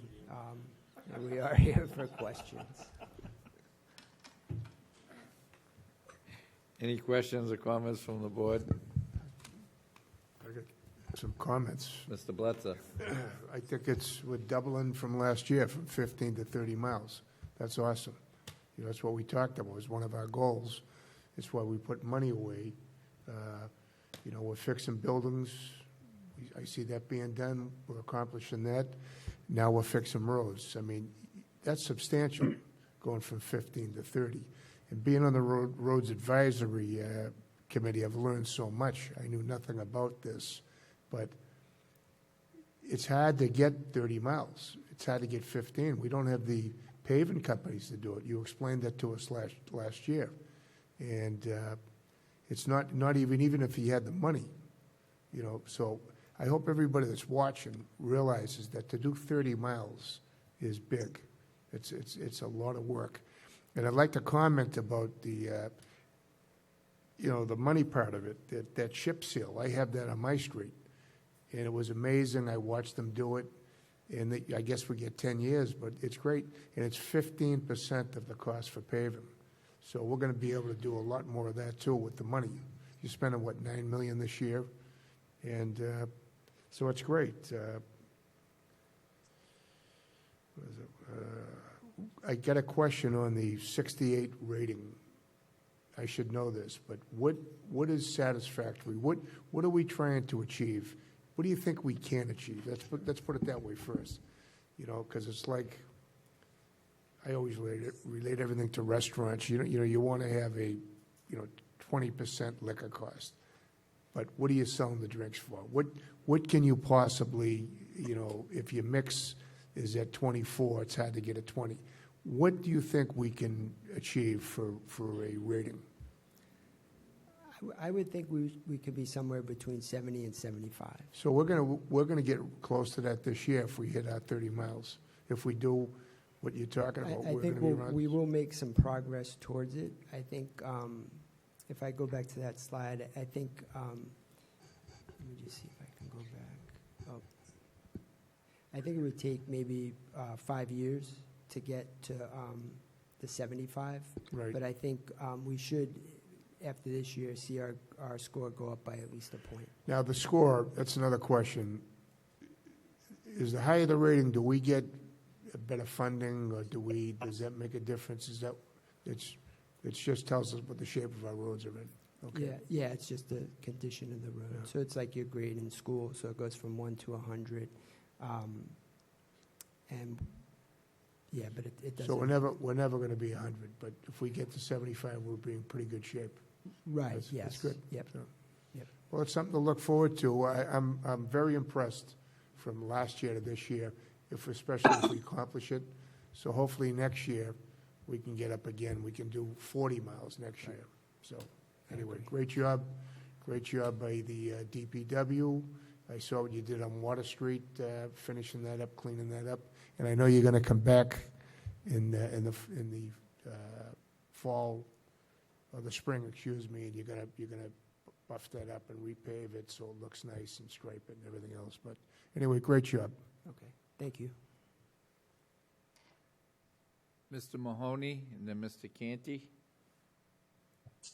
Thank you, Mr. Chairman. I'll keep it brief. The biggest liability we have is the maintenance, modernization, new construction of all the infrastructure that we have in the community this size. And, it wasn't until 2017 that basically, as an act of desperation from the former DPW director, came in front of the board looking for money to proactively invest in our roads. And I think it's been the funding mechanisms put in place, and the board supported by the finance director. We were told 7 years ago that we had an exposure of 135 million. And people might say, well, we haven't moved the needle on that. And I would disagree, because we've made significant improvements to dozens of miles of roads in the last 7 years. And that number, if we hadn't done that, that would be significantly larger than it is. So I just wanted to compliment everyone involved. And I agree with Charlie. We're going from 15 to 30. That's great news. And, we just got to keep it going. Thank you. So thank you, Mr. Downey and Mr. Coyle. This was a goal of the board, as Charlie alluded to last year. We were lucky enough to receive town meeting support for the funding mechanism, which is a big help. I know when there was talk of the budget and the town's operations, a lot of people, for whatever reason, equate everything to potholes on their street. So maybe this will help assuage some of those individuals' concerns. If nothing else, at least we'll be repairing more roads than we did last year. I know that we've talked in the past about what that capacity, if we had the money to do it in a year, would be. So hopefully next year, now that we're doubling the amount that we're putting in, maybe we could have more of a conversation of, like, if we have a gauge of, if we had all the money in the world, which we're never going to have, like, what is the actual capacity, so that we can get to that. If we're not already at that capacity this year, maybe we could get to that capacity, so we're repairing as many roads every year as we can, because obviously with 378 miles of roads, even doing 30 a year is only a portion of those. But I think this is a tremendous step. I'm glad that the board's directives and goals were met. I'm glad for the work that you folks did. Obviously, with all the work that's going to be done over the next year, and I think residents will see this benefit throughout the community. So thank you. Thank you. Wish of the board. I would make a motion that we approve the 2024 road program as presented. I'll second. Motion by Mr. Canty, excuse me, second by Mr. Golden. Discussion? Mr. Mahoney? Yes. Mr. Canty? Yes. Mr. Blitzer? Yes. Mr. Golden? Yes. And myself, yes. Unanimous. Okay, thank you. Thank you, Mr. Downey. Mr. Coyle. Anyone wishing to speak on the public comment?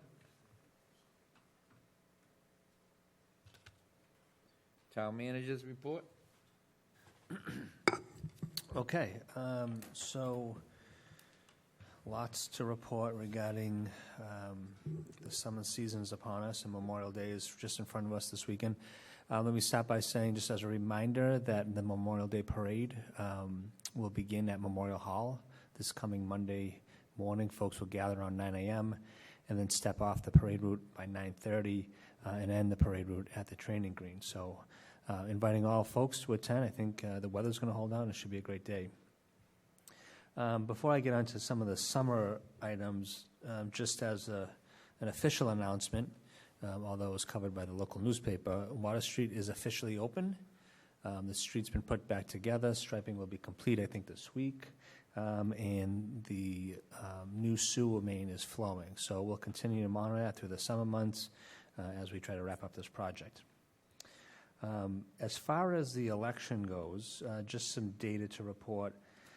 So we met with the town clerk this morning, and what we learned was that there were about 7,000 votes that were casted on this election. 4,000 of the 7,000 votes were casted either early voting or a vote by mail.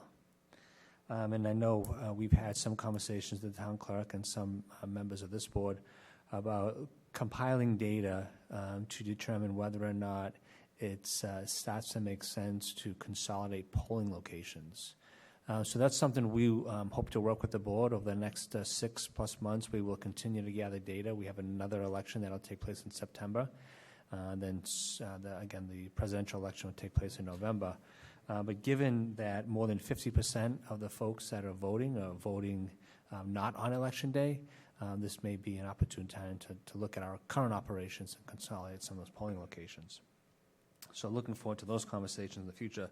So as far as everything that's happening this coming weekend, I can report. Mr. Gould is here this evening. He reported to us this morning that the piping plovers have returned to White Horse Beach. I mean, as you know, they've been populating Long Beach for some time.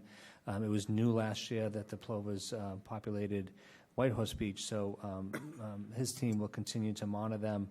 But we are expecting that there will be some closures at White Horse Beach. Again, that was new to the residents in that area, so we'll continue to report to the community those closures sometime in probably mid to late June time period. But as far as beaches that are open, so Long Beach, Plymouth Beach, and Morton Park will be open and staffed this weekend. It'll be beginning on Saturday, Sunday, and then on Monday, Memorial Day. And then we'll go to full staffing for a lot of our beaches and parks come Saturday, June 22nd. But I just want folks to be aware that staffing is only going to take place at Plymouth Beach and Morton Park this coming weekend. We will be starting parking enforcement at White Horse Beach, so White Horse Beach will be open, assuming the weather permits, but it will not be staffed. But we will have a parking enforcement team at White Horse Beach starting this weekend. And we want folks to be aware that about 18 months ago, there's been a change in how we issue beach stickers. And so for that first year, we issued beach stickers for 18 months because we were still in the cycle of fiscal year issuance. Now we're on a calendar year, effective January 1st, 2024. So those folks that had an orange sticker for their about 18 months, throw those away because you are required to have a blue beach sticker starting January 1st, and that blue beach sticker will end December 31st of this year. So again, just a reminder, throw away your orange sticker because parking enforcement will be out there and we'll be looking for blue stickers. And speaking of White Horse Beach, the Taylor Ave restroom is now officially open. DPW put that together last week as well. So We are prepared for hopefully a great weather holiday weekend with all of our staffing and everything else that's been put together. And the last thing I just mentioned to you is that on June 1st, graduation day, so we will not have a meeting next week, so I want to make that announcement now. On June 1st, both the Plymouth North and Plymouth South High School graduations will take place. So pending any questions, that's all I have for this evening. I got a question. Questions for the town manager, Mr. Bluzza? Actually, David, can I ask you a question about the plovers? Because I'm going to get calls, I know. So. That's why I brought it up. Yeah, thank you, Derek, for that. Good evening. Good evening, David. So we get the plovers in the same area as last year? Yes, approximately the same area. Are we going to handle the same way, just to have a little area cordoned off? Yeah, so there's symbolic fencing out and signage out there now. Yep. The restrictions that we experienced last year were really twofold, mainly to do with where we couldn't put barrels and where DPW couldn't drive the truck to empty those barrels, so there might be some limitations on trash barrels. Right. And because there are no other broods on that beach, those chicks moved up and down the beach freely. So as you recall, they went pretty far north, and they went past the boat ramp at the Full Sail. And so there were some limitations on driving boat trailers through that boat ramp while the chicks were moving through that area. So they're heading down to Priscilla Beach? I'm sorry?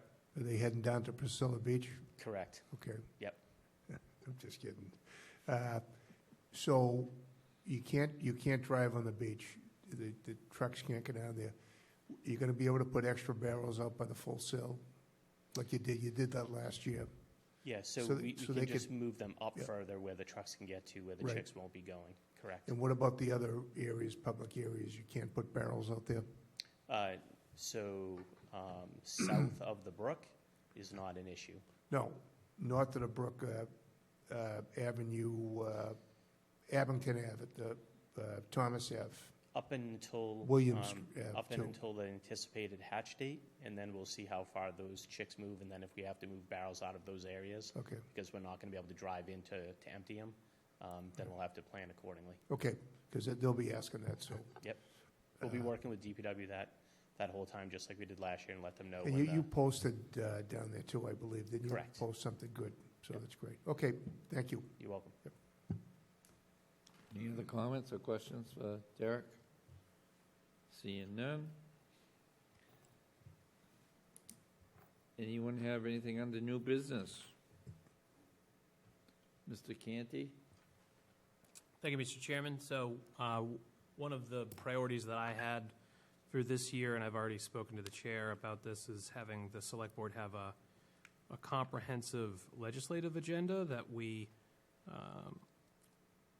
take responsibility for from the beginning of the process all the way to the end, from goal setting to formulating an idea to drafting what that idea is actually going to be like, whether that's an article, whether that's some specific policy or something like that, and then through the FinCom presentation, the presentation to other boards and committees in town, going to caucuses, answering people's questions there, and then obviously at town meeting itself, shepherding it from all the way from beginning to very, very end.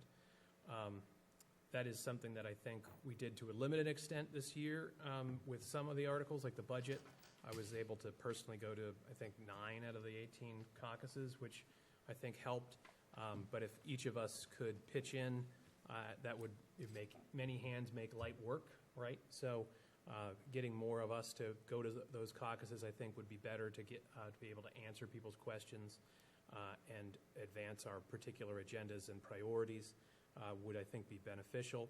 So I'm really looking to hopefully get buy-in from the rest of the board in regards to the assistance in going to those caucuses, as well as buy-in into vetting these policies so that when we put something out, it's ready for prime time and ready to succeed at town meeting. I think one of the ways we can do that is by divorcing ourselves from the traditional town meeting process. So if we have an idea for a bylaw or an article, we can start working on it when we have that idea and work on it over time, and when it's ready, it can go on to the next available warrant as opposed to just starting with an idea. Sometimes I've seen ideas start when a warrant opens, and sometimes that deadline comes and we put something on there that's harder to pass than if we had just waited until it was ready to put it on there.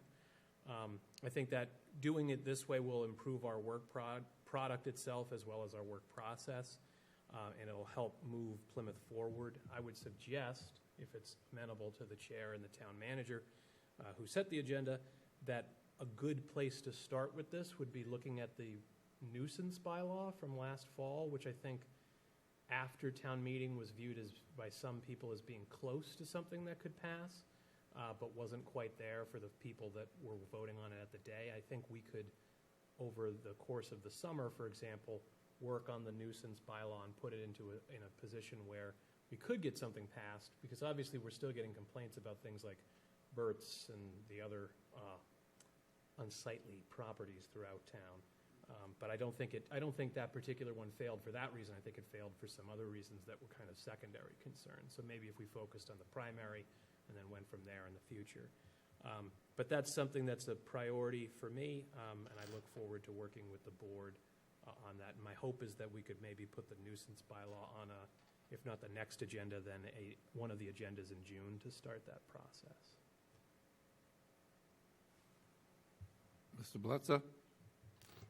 Well, my new business is the gentleman sitting right next to me, Mr. David Golden. I want to congratulate him. He ran a great election, and I know he was supposedly unopposed, but he wasn't. There was a campaign that was started and there was somebody running against him. But David was a great candidate right from the start. He come out firing, and he had a great committee behind him. But David, I can just say, is going to be an asset to this board, and I'm very proud of him. And also Tim Bennett for planning board. Tim Bennett ran a great race against Frank Mand. You know, Frank's been around a long time, and Tim's a newcomer, and Tim did very well. And again, he's going to be a great asset to that planning board. All the school committee folks that won, I congratulate them. Stevie Palmer won again for the Housing Authority, so good luck to him. But I commend anybody that puts their name on a sign and runs, has the courage to run, because it takes a lot. It takes a lot of courage. So, and I commend everybody that does that. But anyway, David, thank you and welcome aboard. And thank you. I'm out of that little seat. I'm in the big kid seat now. So. Anything else under new business? Letters? Old business? Motion to adjourn. The next meeting will be June 4th. I so move to adjourn, Mr. Chairman. Second. Discussion? All those in favor? Aye. Aye. Unanimous. Well, John, you there? He voted with his feet. All right, anyway. 4, 1 missing. Thank you for watching.